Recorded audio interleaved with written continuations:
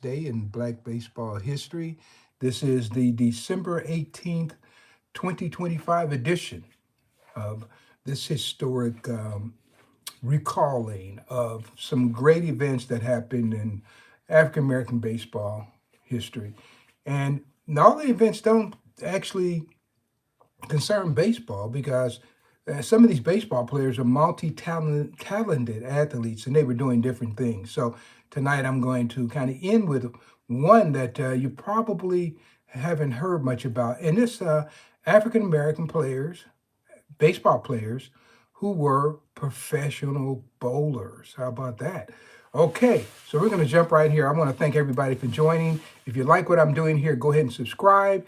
And if you want to join the broadcast, just let me know where you're listening to the broadcast from. And that will help me tremendously. Maybe I've been there. Maybe I know something about your city that I can say.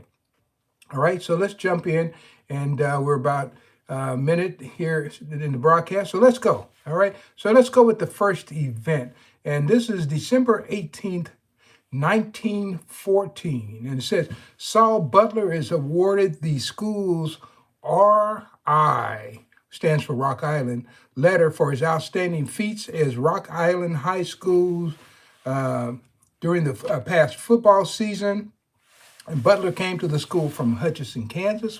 And I've actually presented in both of those places, Rock Island and Hutchinson, Kansas. And of course, the Moline, Quad City area, I've been in there before.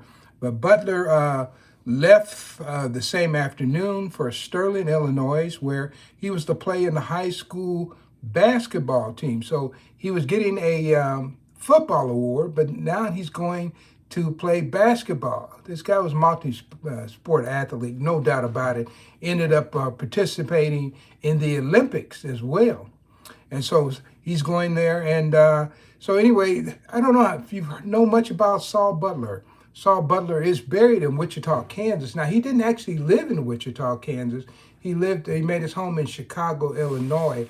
And he was actually murdered in a holdup or some incident that happened at the bar that he owned. And he ended up passing away. And because his sister lived in Wichita, that's where he was sent, and that's where he is buried. And whenever I go down to Wichita, I sometimes stop by the cemetery and leave some flowers for Saul Butler. And it does mention that he was an athlete on his monument there that was put there back in the 1930s. So Saul Butler, one of the all-time greats. Now, I've mentioned this before because I've run across people who said he played baseball, but I have not been able to actually connect him to baseball. And they said he played for the Kansas City Monarchs. I think they said 1925, and I have not been able to connect him, but I know he played professional basketball. Will Gilkerson, Robert P. Gilkerson's Union Giants, no doubt about that. All right, that's Saul Butler. All right, then let's go to another one. We're going to jump into the 70s. All right. Hey, if somebody's joining me here, just let me know what city that you're joining me from. All right. Okay. So we've got December 18th, 1972. The National League Phillies traded. Let me try this. The National League Phillies traded St. Joseph, Missouri-based Byron Browne to the St. Louis Cardinals for Keith Lampard. And Browne was, how about this? Browne was traded later on along with Curt Flood, Tim McCarver, and Joe Horner, and Dick Allen, Jerry Johnson, and Cookie Rojas. And I knew Cookie. Used to talk to Cookie all the time when he was doing some advanced scouting for the Angels. And I was a freelance sports writer, talked to Cookie all the time, and about different ball players in Cuba and why he had never gone back and that kind of thing. So talked to him all the time. But yeah, so in 72, Byron Browne was traded. Now he was from St. Joseph, Missouri, which is not too far from me. Good little town. I'm trying to think, I can't think of any baseball players from there, but as a kid, I lived close enough that we could just barely get the wrestling match. And back in those days, Saturday night they would set up a wrestling rink in the studio of the local TV station, and we would tune in, from Kansas City, so we could see, Bob Geigel and Handsome Harley Race and the Stumper and Rufus R. Jones and Danny Little Bear and all those guys. They would perform wrestling in the studio. They put their show in the studio. So St. Joseph, an interesting little town.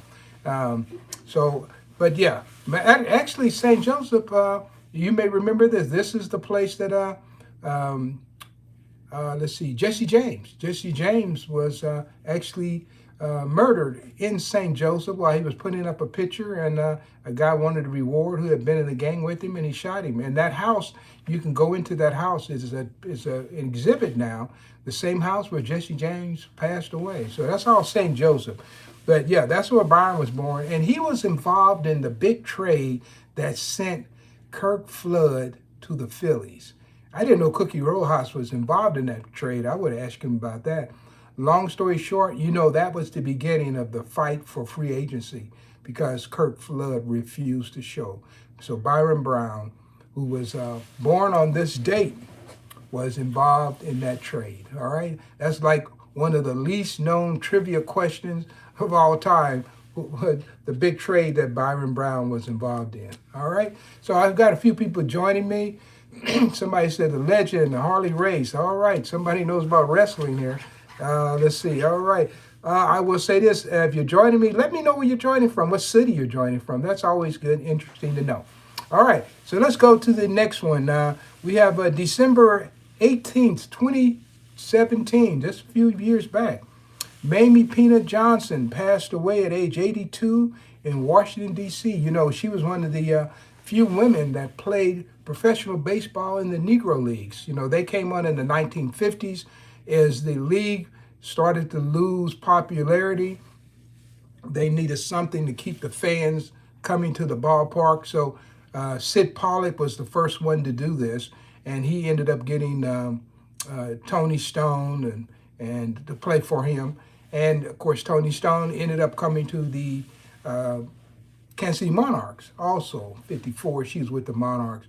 And so I didn't get a chance to meet both Tony Stone and Mamie Peanut Johnson.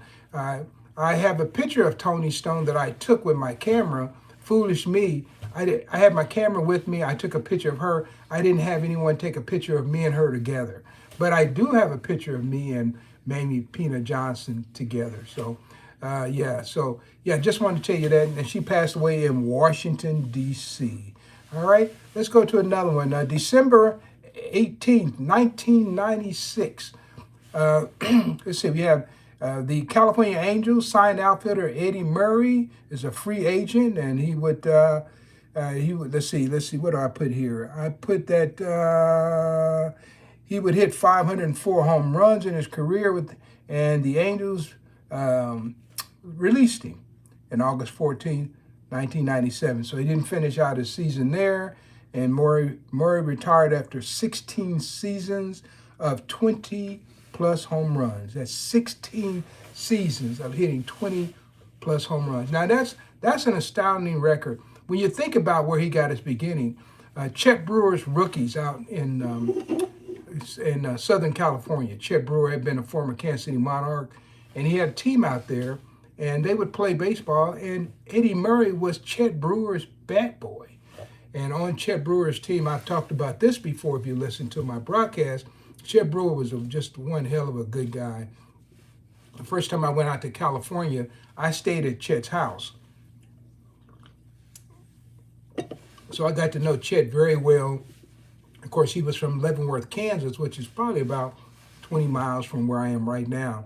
So talked to Chet all the time, and I knew his son real well. His daughter had passed away, I think, when I first started talking to him. His first wife had passed away, but his second wife, Tina, had actually gone to the high school I was targeted to go to that high school, and then we ended up moving, and it was the all-black high school, Sumner High School in Kansas City, Kansas. So she had went there, so I knew many people who had went there, and my mother graduated from there, actually. So I knew a lot of people connected to that school.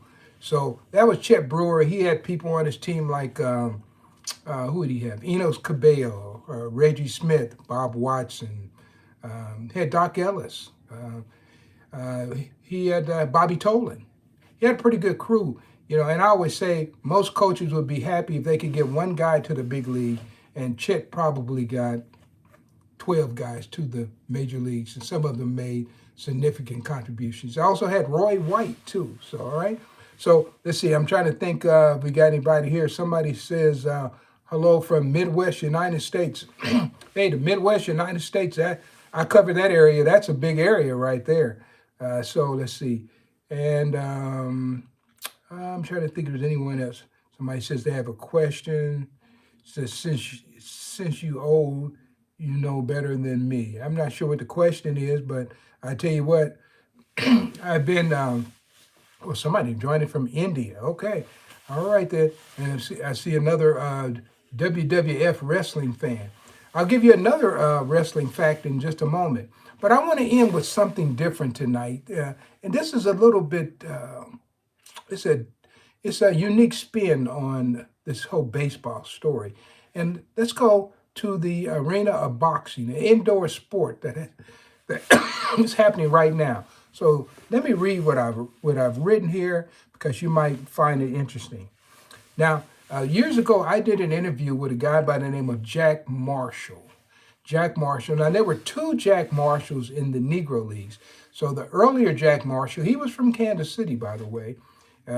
He started off with the Royal Americans and teams like that. I knew guys who were in their 90s who told me all about the Royal Americans when I first started back in the 1980s doing this research.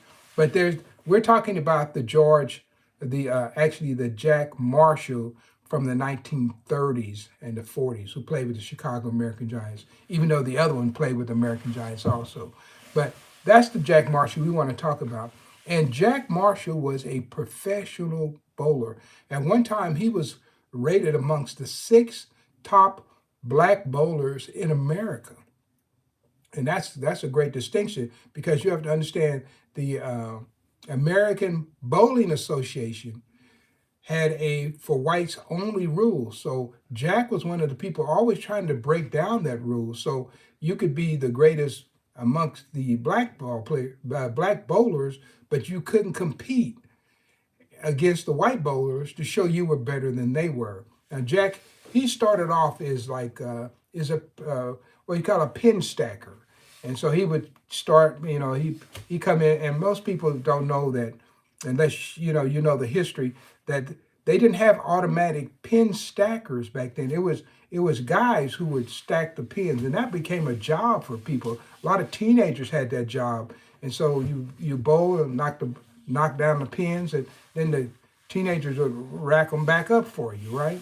Now, interesting, the House of David, who played many games against the Negro League teams out of Benton Harbor, Michigan. They were a religious group out of Benton Harbor, Michigan. They actually invented the automatic pin stacker.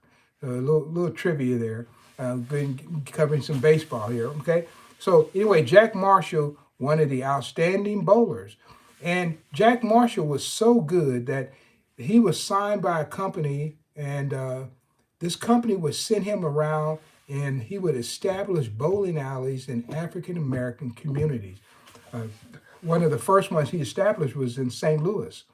Then from there, he went to Gary, Indiana. And then he established one in Pittsburgh, Pennsylvania, on Wiley Avenue. And his assistant manager, while he was there, was a guy by the name of Ted Page, who was a great outfielder with the Grays and also the Crawfords. So Ted Page was his assistant manager. Of course, Jack ended up living there and going to Chicago to manage a 16-alley lane. And when he got there, I think the one in Pittsburgh might have been an 8-alley lane, but he went to a 16-alley lane and then began to popularize bowling. Excuse me, I'm getting all these sports mixed up. Bowling in Chicago. So how many people knew that Jack Marshall was a great bowler? Here's the thing. When they talk about the people who were like great in bowling, generally what you hear or the guys who like went to the American or National League, like Larry Doby or Don Newcomb or Willie Mays, because they had good coverage about what they did in the off season. But nobody bowled on the professional level like Jack Marshall.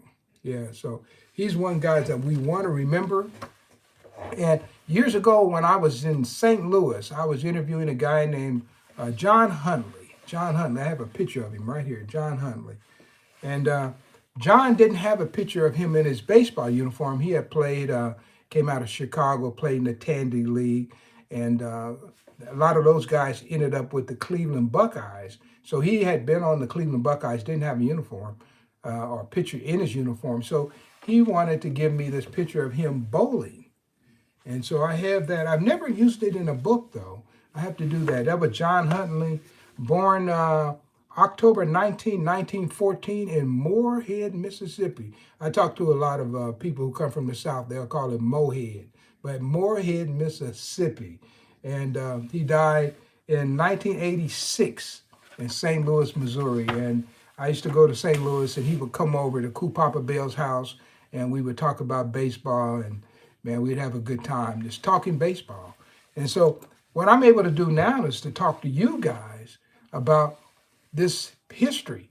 And so I've talked about baseball players playing football, a lot of them playing basketball, but this is the first time I've had a chance to talk about some of these guys bowling. And I will also tell you this, Ted Page, in 1962, he wrote a bowling column for the Pittsburgh Courier newspaper.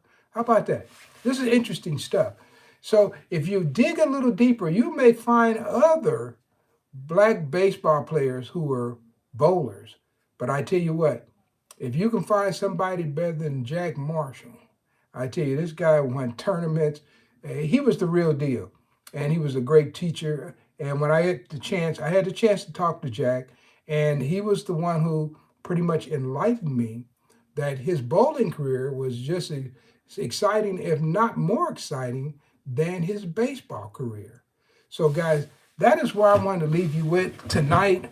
I do want to tell you about some things that are going on. I've been trying to get my broadcast to turn around, so I'm going to use this as a tip. I've been getting everything when I wear a jersey, it would be going the wrong direction, right? So I've worked tonight to see if my stuff has turned around. So I'm going to give copy, see my book here, Wilbur Bullet Rogan and the Kansas City Monarchs.